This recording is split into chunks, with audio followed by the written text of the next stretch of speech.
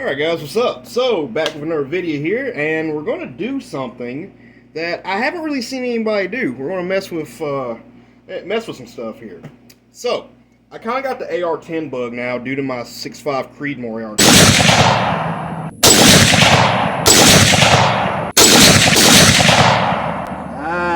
I actually really like it. It really shoots soft. I really like the side charging, and I wanted to build another one, right? Now, I kind of want to do a caliber I didn't have before, but I also want to do something that I've kind of heard some issues about, or something that nobody's really messed with. So everybody does 308.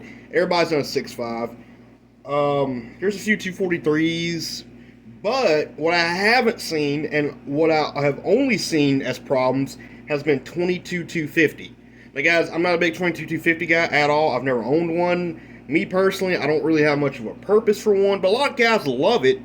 And a lot of people have had issues trying to get them to work in an AR10 platform. And I like little challenges like that. So, I was on Bear Creek. I was on the Bear Creek website a few days back. And I'm still getting over a little chest infection. But, as I was saying, I was on Bear Creek's website the other day. And they had a 22-250 side charging AR10 upper for a very cheap price. And I saw it and I was like, huh, let's do it. So I ordered it in, and this is going to be the 20-inch 1-in-14 twist side charger. You guys know the deal. I'll probably put the actual picture like right over this way on the camera somewhere so y'all can see what it is. But they also sent me a coupon in my email, so I had a 10% off coupon. It was on sale, so I think shipped, I got this for $216. Now, I already hear people going to say, oh, you know, if you buy quality, dude, that's not the point. Okay, that's not the point. I am buying the cheapest one because a lot of people buy the cheap ones, and, you know, I don't know, I like buying cheap ones. So, is it probably going to be a trash fire? Possibly. Most likely. Are we going to have fun with it? Yes. So, who cares? So, anyway, I'm going to do our little unboxing here. And there's something rattling around in there. I read a lot of reviews that apparently when you buy a 22-250 from them, they send you a magazine. I didn't see that, but something's rattling in here. I don't know what it is. So there we go, our standard Bear Creek stuff. And what is this? A little thing of Earl. Yeah, they sent me a little dealio's CLP. Huh. That's neat. And as usual, it looks pretty alright. Sorry, I gotta take I'm taking pictures of this for my, because I'll do a write-up of this before I even do the video. So the write-up is usually out a few months ahead of time before I even do the video. At least, you know, not months, but at least a few days before I even do the video. So anyway, I've never received this. I've never received oil in a BCA deal. So this is again some Shooter's Choice CLP. The Army has me hating the term CLP. It just does. They also sent, again, I've also never gotten one of these. I've never gotten one of these from Bear Creek. And it's just a standard little, you know, standard little pamphlet. Nothing, doesn't look like anything super interesting there, but other than that, not seeing anything. So we're going to pop her out here. Bear Creek's usual. Ooh, wow, this thing is heavy. Holy crap, this thing is heavy. Like, jeez, I didn't. Okay, so this is heavier than my 6.5 Grendel. I mean, my Creedmoor. Way heavier than my Creedmoor. But just looking around, gee, that thing is heavy, dude. What the heck? Yeah, just, I'm sorry, looking around, it's pretty well old. Again, I got the side charger. A little stiff, but nothing crazy. Now, one thing I really want to check, because my last AR10 I bought from them on sale, the handguard just spun around. So with this one, oh. Yeah, I think the whole barrel nut's loose. No freaking way.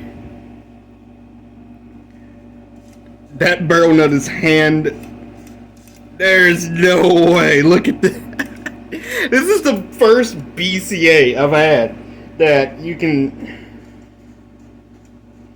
Okay. Okay, so this one's tight. Well, I'm noticing with Bear Creek, from everything I'm reading, and with, at least with the complete uppers, I usually just buy the parts. Is you will either get one that is torqued to, it makes no logical sense why it's torqued that much, or you'll get one that's like my last one. It just, you could move it with your hand. But this one, it was pretty well put together. The crown doesn't look bad or anything, so yeah. Guess we'll boat's nice and lubed.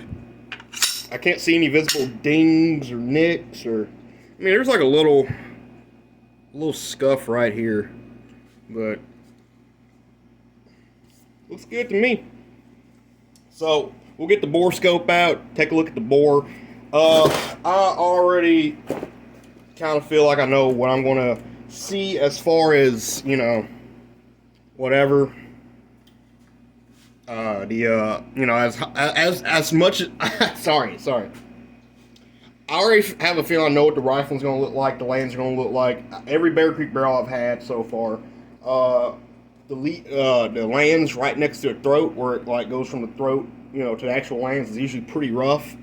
But that's no big. I'm used to that by now. So let's get the old bore scope out, see what she looks like. Alright guys, so hopefully the audio actually works on this. Last few bore scopes I did, my audio didn't want to work. I think I messed with something, but I just tested it. It worked on this recording, so hopefully it works now. But anyway, we're about to do a bore scope, the initial bore scope of this BCA 22250, and we're just going to go from the muzzle and see what it usually is. So starting out from the crown here, we do have a slight kind of ding. That might be a ding, but looks pretty crisp. Okay, and right from the get-go, that's not the best. I'm gonna slowly. Ooh, what the heck is this? The heck is that? Okay.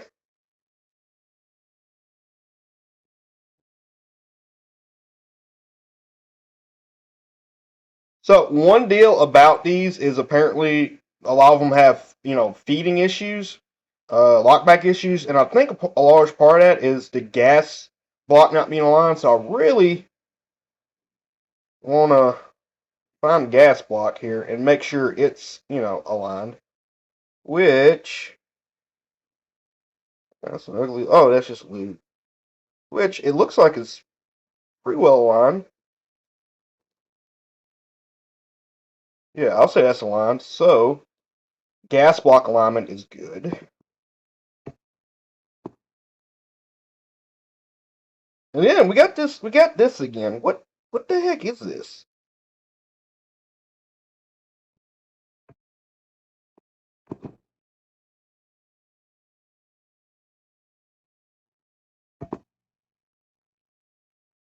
And there's another one. What is this? Okay, we should be getting pretty close to the the lead, throat lead. Got some tooling marks. That's ugh. Again, this is probably like a $50 barrel, let's be honest. I got this thing on sale for $219, so I'm not expecting the best quality. Okay. Alright, so we're down here. Oh, sorry, about tripped over something here. Alright, let's see what this lead looks like, and that's about what I expected. A lot of oil in here, I'll tell you that much. It's not as jagged as a lot of them I've seen, but she's a little rough. So, yeah, this one might have some accuracy issues, but I'm not seeing any dinging or anything massive. I don't know what these little snakes are though. That like that little snake. I don't know what it is. But 22 250 is supposed to be a bit of a barrel burner, so maybe we can kind of iron those out. So did the usual, gave her a little cleaning. We did, what did we do?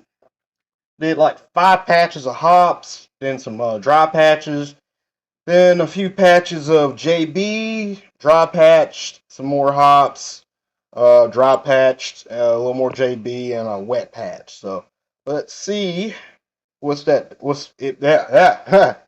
Oh, sorry, got tongue tied. Let's see what that does. See if it clean anything up. Usually does. Oh yeah, definitely a lot shinier. Okay, let's see if we can find those squigglies. Yep, they're still there. Now, when I was cleaning the barrel, you could definitely feel that the gas port, because this is definitely a little. There's definitely a burn. Like you can totally see that. So, it's sticking out decently well, bro. I don't know how to feel about that. That's gonna cause some problems. So, probably just gonna try and shoot that out. We could probably flatten it out, I think, but ugh, because there's no way for me to get in the barrel like sand it. So, yeah, look at that. That's no good. Yeah, look. Hold on, let me see. Yeah, check that. Ugh. But we got a lot of that trash out. Still only like a $50 barrel, but looks a lot better. I have no clue what these are.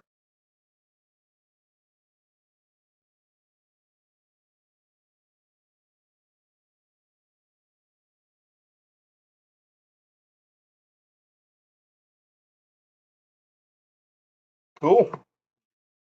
All right, now it's time for fitment.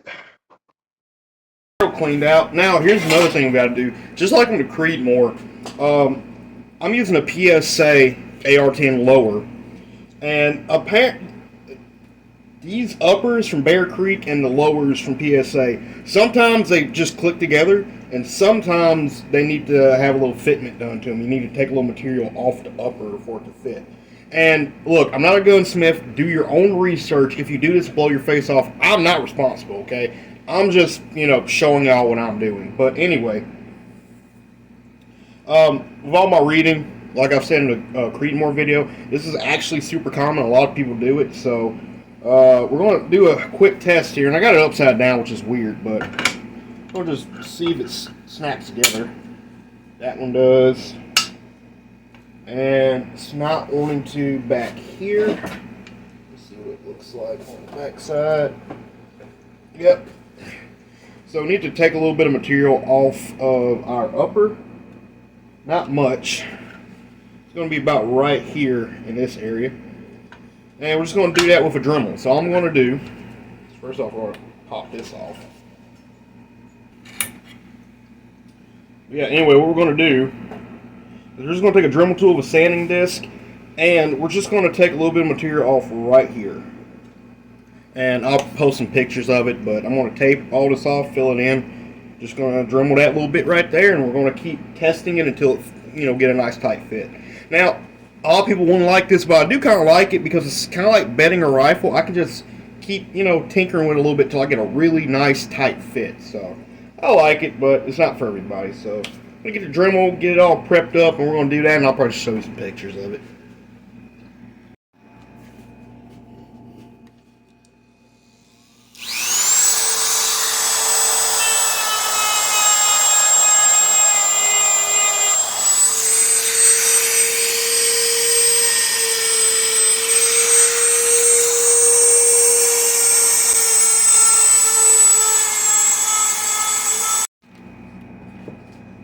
Alright, y'all, I think we about got it here.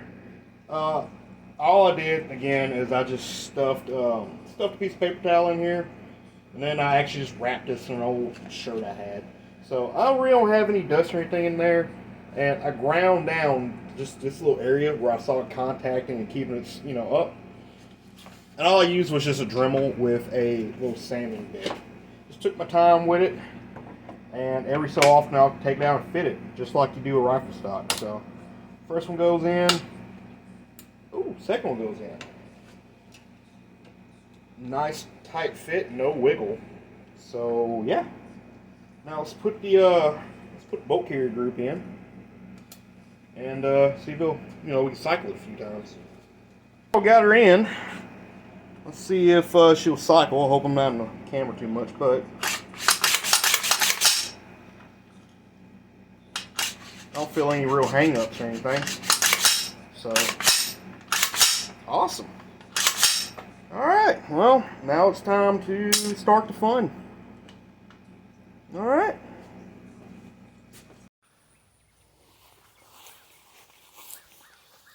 Alright guys, we got her all fitted together here. So now it's time for probably one of the biggest tests when it comes to 22-250 and AR10.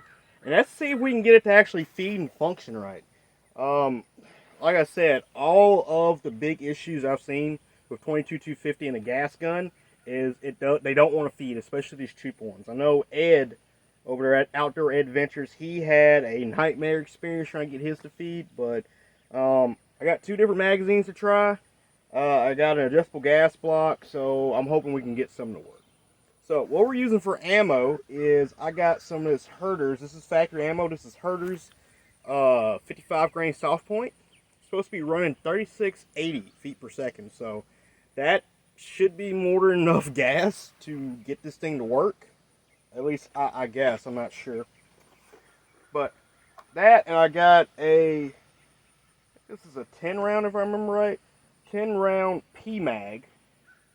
And yeah, this isn't a special mag, it's the same one I use for my Creedmoor.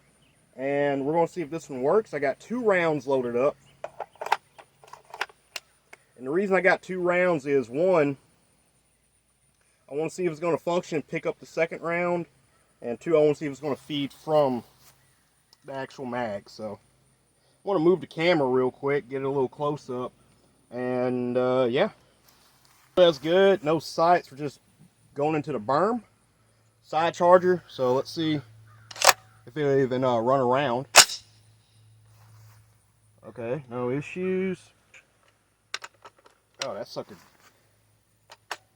There it is. So it picked up a round. Okay, here comes the scary part. Alright, let's see if she works. See if she doesn't blow up. First time firing a 22-250 ever.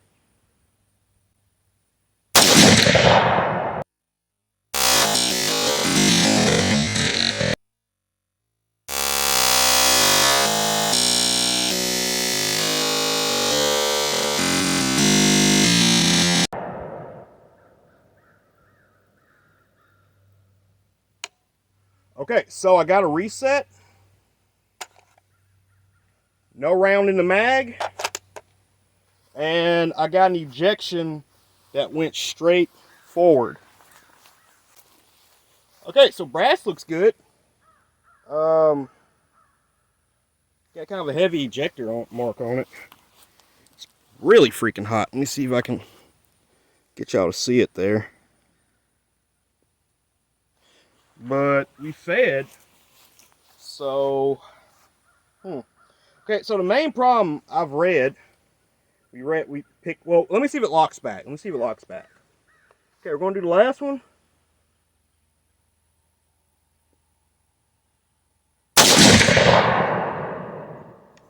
Okay, I got a lock back. Now my brass did go in a bit of a different direction. The first one went kind of straight. This went in a more of a 45, so see if I can find it. Okay, so that worked, right? One of the main issues, though, that I've read about 22-250 and AR10 is when people try to use a full magazine. So when they try to use a full 10 rounds, it doesn't want to work. Now, for me, that's not really an issue because when I'm hunting, and I'm not going to use 22-250 for anything other than hunting, really, especially with a 1-14 twist. I very rarely put 10 rounds in a mag. Heck, half time I like only a 5-round mag. And even if I'm using a 10 round, I only put 5 in it. That's just, one, I'm pretty sure that's my state law, and 2, that's just kind of what I prefer. But we're going to fill this thing up. This is a 10 round mag. So I'm going to put 10 rounds in it. And then we're going to see what happens. Because one big deal I saw was the, if you put 10 rounds out at full mag, it'll tilt your rounds down, and it will just shove the bullet into the case. Which, if I remember right, that was an issue with 6.5 Grendel, I think. But we're going to fill her on up till she won't take any more. I think it's just that extra pressure on the bullet will make them do that.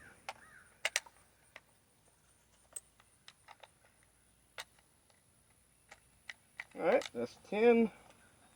I did not count because I'm an idiot.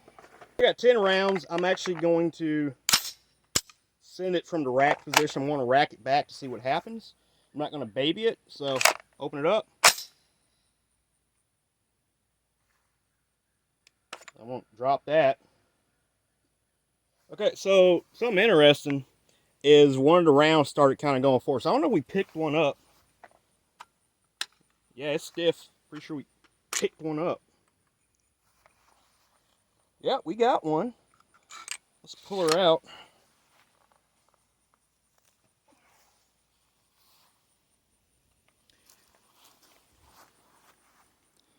And that bullet is a little clipped. I'll take a picture of that. I don't know if it's from the ejection or it actually going in. Put one in. Rack her again. Alright, I'm going to send one or two of them and just see what happens. Alright, 10 round full mag. Let's see what happens. Okay, I got a reset. Okay, I got a reset. Got a reset. Now, something I am noticing, my brass is going in different directions. My first one went straight, my second one hit the camera, and my third one went straight again. So, I don't know if that's an ammo issue, but it's feeding. I got a lot of oil in it coming off, into my bullets, but it's feeding, so yeah. I don't know. Well, okay, guys. I'm a little confused, to be honest with you. I was really expecting some issues, honestly, but I don't know. Again, I've heard like nothing but real bad about these, and this isn't me trying to like, jerk off Bear Creek or whatever and say, oh man, they're just as good. But I was legitimately expecting problems. I was legitimately expecting issues with feeding, at the very least, but I'm not getting those. So I don't know if maybe I just got the right mixture or the ammo or something. I don't know. I was supposed to have problems. I'm not having problems, so I'm a little confused here. I was expecting jams. I was expecting to have to like grind feed ramps, but it's just working. So maybe it's the mag. I don't know, because this mag does have that kind of a curve to it. So I noticed a lot of mags have to have. A lot of 308 mags are just straight. This one has a little curve to it, so maybe it positions the bullets the way they need. I don't know, man. Maybe it's the bullets. I really don't know. So, yeah, that's kind of a letdown, but kind of a positive too. So, yeah, I guess we'll go inside and like look and see if that little burr went away or whatever. But other than that, yeah, it functions, at least with factory. So, yeah. Okay, I'll just put a few rounds on that 22-250, some factory 55 grain, and now I just want to see what the bore looks like, especially that burr uh, right on the gas port. I haven't cleaned it anymore or anything like that. Just finished it firing, let it cool down, and now we're looking here. And this thing is definitely going to be a powder monster. I can tell already. Look at all that crap. Ooh. But let's get to, yeah, here we go. And yeah, it looks like that burr, that plane ripped off, but man, it gouged. It really left a gouge right there. So I don't know if that's going to, cause accuracy issues. But ugh, let's go further down, see what the land looks like, lead or whatever you want to call it. I'll go all the way down here. I'm on like 2% on my phone, so. And okay, looks like it cleaned up a little bit. Oh yeah, oh yeah, that cleaned up kind of nice. Cool. Alrighty.